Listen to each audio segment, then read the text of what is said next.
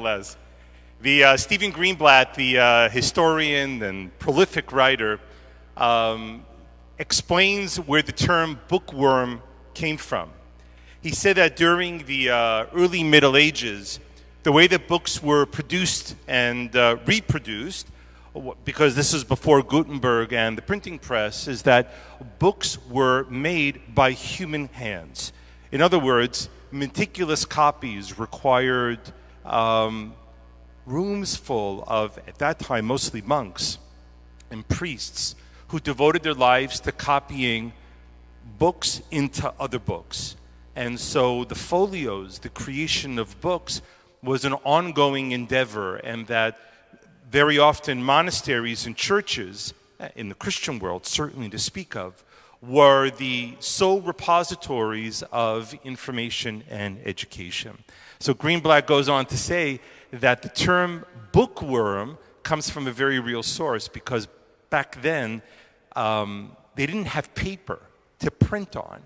The way that they made copies was just like in our Torah itself, that copies were made on pieces of parchment. And there were worms that actually lived inside the books. I'm looking at Stan. They lived inside the books and they would eat the parchment. And so there were some people who were in charge of going through the library and opening up the books and trying to shake out the worms so that the bookworms would not consume the books and ergo destroy them.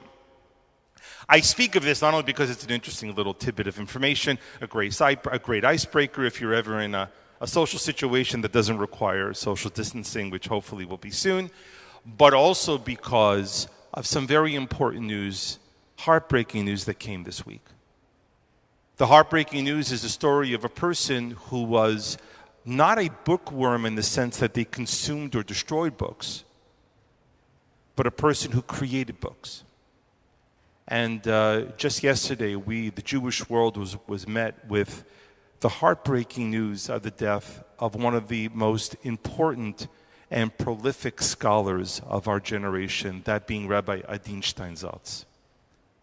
I have to pause for a moment. Before I talk about him, I want to pause for a moment because there's a gap, a space, that needs to be spoken about first.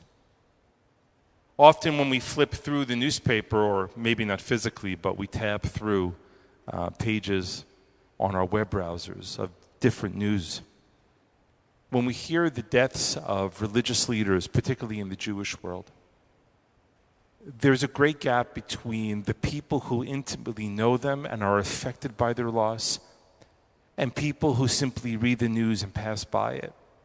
I thought of this years ago with the death of Rabbi Eliezer Shach, who was one of the foremost Haredi rabbis of the Panovich Yeshiva, of which he led for many, many years. And when he passed away in Bnei Brak in Israel, when he passed away, there was a funerary procession of tens of thousands of people. In fact, I think it was in excess of 100,000. And yet, if you would have polled the majority of the Jewish world outside of Israel, they didn't even know him. Images of the funeral procession, of the funeral itself, was in fact posted on most major news sites throughout the world. The death of leading Israeli rabbi. And yet, if you would have asked most Jews if they knew who Eliezer Shach was, wouldn't have even registered a blip on our screen. And there's a tragedy in that. A tragedy in that we live in silos, and that a rabbi who serves only in that community there is worthy of attention and getting to know. And so I want to dedicate the few moments I have this morning to talking about a person who I had the very good fortune of meeting years ago, but who I became even more acquainted with, not by meeting him in person, but actually by reading his books. Rabbi Adin Steinsaltz. And after Shabbat, do yourself a favor. Google him. You'll be very impressed. He died at the age of 83 after a acute bout of pneumonia, I believe. And his life story is a fascinating story. His parents were emigres to Israel. He was born actually in Israel itself, so he's a Sabra. and he lived in the Jerusalem neighborhood of Katamon. This is pre-mandate Palestine. And he didn't grow up in a religious home. Steinsaltz says that his father was a secular, liberal communist, such a communist, in fact, that during the Spanish Civil War, he went over in Spain to fight. But his father also was a man of intense intellectual curiosity. And he got hold of a tutor when Adin was young. I think he was 7 or 8 years old. A tutor for his son to teach him Aramaic, which, as many of you in fact know, is the language of the Talmud itself. The Talmud is not written in Hebrew. Excuse me. Hebrew was not the lingua franca. It was not the language of the Jewish people for almost 1,000 years, from the destruction of the first temple to the destruction of the second temple. For those of you who may have seen Mel Gibson's movie, The Passion, you'll note that in the opening scenes, that the character, Jesus, does not speak Hebrew. He speaks Aramaic, which in fact was the language that all the Jews spoke in that part of the world at that time. It was, to help explain, Aramaic was kind of like the Yiddish of the Second Temple Jewish world. And certainly for the rabbis of that time, they freely spoke Aramaic. And Hebrew, even at that point, had been relegated to a language of liturgy, of prayer. But the language of the street, well, that was Aramaic. So they got, Rabbi Steinsaltz's parents got him a tutor. He started learning Aramaic, and it opened up a world for him that would change his life and the life of the Jewish world as a whole. At the age of, he went on to become a devotee of Chabad. He went on to also to get university's degrees in mathematics and I believe in chemistry. And at the age of 23, he became the youngest school principal in the history of the state of Israel. He would then later on throughout his life to go on to write over 60 books. But more important than the books that he wrote are the books that he worked with and the people that he worked with. Famously, and this is where I came to know him, once a week on Thursday nights, Rabbi Steinsaltz would hold open lectures in Jerusalem. And the people who attended were often amongst the most political and intellectual luminaries in the state of Israel. Shimon Peres, Teddy Kollek were frequent guests of his Thursday night lectures, and they were famous because they would start religiously at 9 o'clock at night, and it was not uncommon for it to end at 2 in the morning. And so it was as much an intellectual environment as it was a gathering space for people in search of great ideas. But Steinsaltz's lasting mark on the Jewish world was a project that he began undertaking in 1965, and it would take him more than 45 years to complete, and that was to offer a clear, concise Hebrew translation, modern Hebrew translation, of each of the 2,771 pages of the Babylonian Talmud, complete with updated scientific, zoological, geographic, and other linguistic notes to help bring the text to life. He wrote later on saying that when he started doing this, he had no idea how much of a job it would be. But rightly so, he said, it was good that I started when I was young. He was 27 years old when he began the project. He said it was good that I started when I was young because I didn't know much. And great things usually are only accomplished by people who don't know just how great the task is. Steinsaltz's undertaking of the translation of the Talmud stands at a remarkable moment in Jewish history because what he was looking to do was to take a text that had been couched in language that was long dead, that required intimate, intense, kind of collegial, scholastic, a yeshiva environment to unlock the text.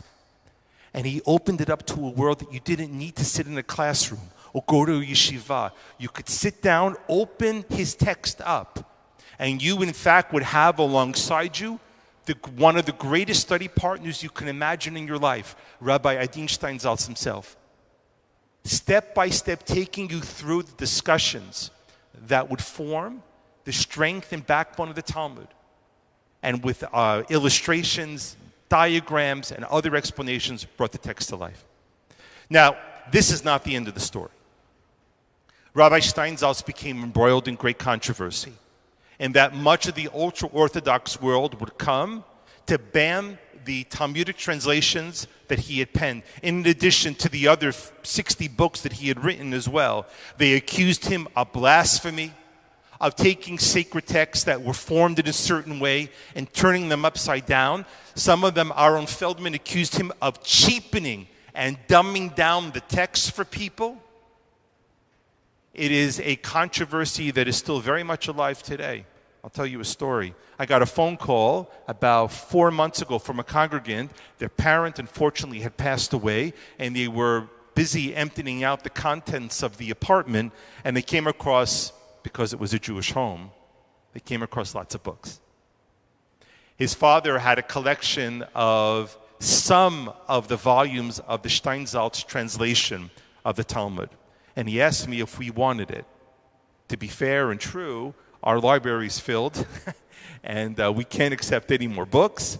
And additionally, most of the Steinsaltz, in fact, all of the translations now are available from their publishing site on PDF form. So I said, thank you, but no thank you. But I recommended that perhaps he call one of the Orthodox synagogues in the city, because for sure, I assumed that they might be interested in taking it. Called me back a day later and said that they would have loved to have had the translation, except it had been the Steinsaltz translation, and they wouldn't accept it. Interestingly enough, that the translation that Steinsaltz had done decades later would be undertaken by ultra-Orthodox publishing houses, and those were acceptable. But in truth, I don't want to wallow too much in the controversy surrounding him, because they're arcane and they're on the fringes of really what defines his life. So what I actually want to talk about is not precisely what he did, but in fact what he was trying to do. In this week's Torah portion, we read in Parshat Eikev these words, and it is one of the classic openings of biblical text. It says as follows, when it comes to pass that if you listen to these laws, and if you observe them, and if you do them, and as a result of you steadfastly keeping and observing the law, that God will look after you, God will preserve the covenant, God will ensure that good occurs to you, that you will be healthy, and you will have sustenance, and your family would be taken care of. And it goes on to tell us that we will be safe and sure and secured in the land. Steinsaltz rightly points out that in Israel, as it is throughout most of the Jewish world, most of the familiarity that Jews have with Jewish texts are biblical texts. In fact, most Jews know one of the most popular and important biblical texts, that being the Shema. But Steinsaltz rightly points out that of all the texts that Jews need to learn, perhaps the biblical texts are not the right ones.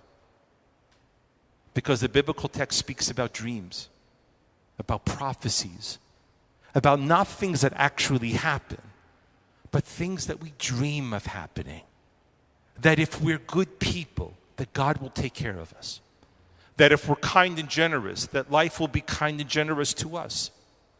That if we're observant in God's law, that we will have safety and surety and health and happiness. And yet we know that is not true, that is a dream and a hope, but the reality of the world is far and very distant from that.